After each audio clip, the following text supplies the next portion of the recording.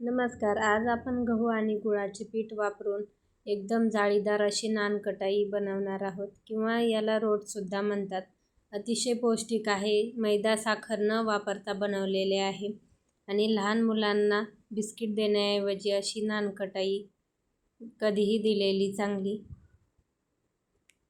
ही नानकटाई आपण इडलीच्या पात्रात बनवणार आहोत आणि बघू शकता एकदम जाळीदार अशी झालेली आहे. चला तर रेसिपीला सुरुवात करूया. तर इथे 1 कप भरून रवा घेतला आहे. रवा मोठा असल्यामुळे एकदा मिक्सरला फिरवून घेत आहे. तुमच्याकडे बारीक असेल तर तो वापरू शकता. नंतर रवा बारीक झाला आहे. याच्यात 1 कप भरून गव्हाचं पीठ घेतलेलं आहे.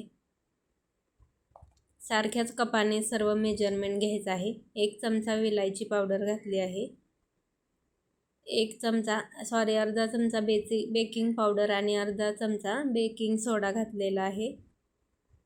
चिमूटभर मीठ घातलेलं आहे आणि सारख्याच कपाने 1 कप भरून बारीक चिरलेला गूळ घेतलेला आहे. आता हे मिक्सरला व्यवस्थित बारीक फिरवून घ्यायचं आहे. एका बाउलमध्ये मी हे काढून घेतलं आहे.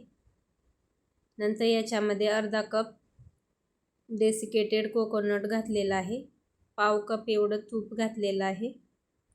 आता तूप घातल्यानंतर एकदा हाताने हे व्यवस्थित मिक्स करून घ्यायचं आहे आणि थोडं थोडं दूध घालून हे भिजवून घ्यायचं आहे.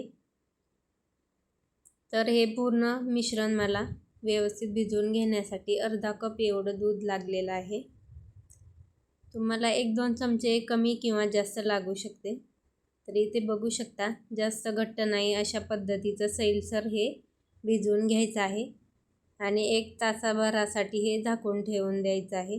म्हणजे रवा यातील व्यवस्थित फुलला जातो. 1 तासानंतर बघू शकता इथे हे बॅटर आपलं व्यवस्थित भिजलं आहे.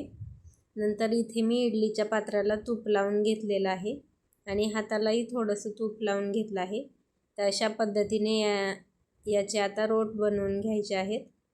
काही भागात याला रोट म्हणतात, काही भागात नानकटाईसुद्धा म्हणतात.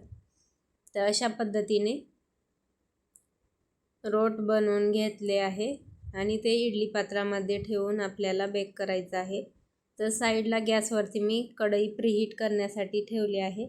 10 मिनिटे प्रीहीट करून घ्यायचं आहे. वरून या पद्धतीने मी मिक्स बिया लावले आहेत किंवा तुम्ही ड्रायफ्रूटसुद्धा लावू शकता. तर सर्व रोट मी बनवून घेतले आहे आणि कढईसुद्धा प्रीहीट झालेली आहे. लगेचच कढईमध्ये हे इडलीची प्लेट ठेवायची आहे आणि झाकण लावून 30 मिनिटे याला बेक करून घ्यायचं आहे. 30 मिनिटांमध्ये व्यवस्थित बेक होतात. नंतर आणखी रोट बनवून मी हे ओव्हनमध्ये लावणार आहे. 160 डिग्रीसाठी प्रीहीट करून घेतला आहे 10 मिनिटासाठी आणि 20 मिनिटे याला ओव्हनमध्ये बेक करून घ्यायचं आहे. तर इथे बघू शकता दोन्ही रॉड सुरू ठेवायचे आहे. 160 डिग्री आणि 20 मिनिटासाठी लावलेलं आहे आणि इकडे कढईमध्ये 15 मिनिटे झाले आहेत. बघू शकता किती छान फुललेले आहेत आणि इकडे ओव्हनमधले सुद्धा मी दाखवत आहे. एकदम छान फुललेले आहेत. फक्त ते एकमेकांना चिकटले आहेत मी जवळजवळ ठेवल्यामुळे. इकडे कढईमधले आपले बेक झाले आहेत. त्याला गॅस बंद केला आहे आणि पूर्णपणे ही इडलीची प्लेट थंड करून घ्यायची आहे. थंड झाल्यानंतर इथे मी तुम्हाला दाखवत आहे. बघू शकता एकदम व्यवस्थित हे बेक झालेलं आहे आणि किती छान टम फुलले आहेत ते सुद्धा तुम्ही बघू शकता. हे ओव्हनमधले मी दाखवते ते सुद्धा व्यवस्थित बेक झालेले आहेत.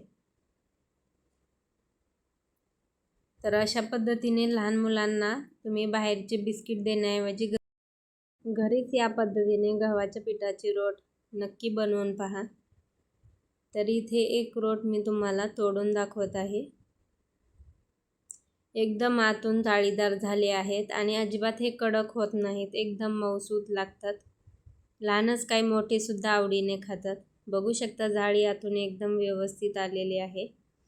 याआधी कधी बनवले नसतील तर एकदा या पद्धतीने नक्की ट्राय करा. व्हिडिओ आवडला असल्यास 1 लाईक नक्की करा. व्हिडिओ जास्तीत जास्त शेअर करा आणि चॅनेलला सबस्क्राईब करा.